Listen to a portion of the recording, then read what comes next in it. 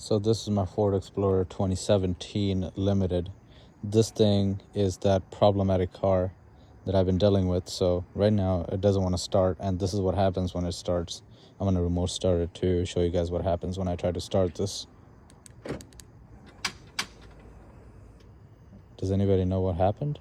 I just hear that two clicks.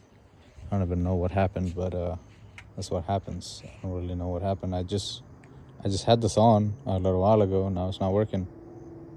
Pretty weird.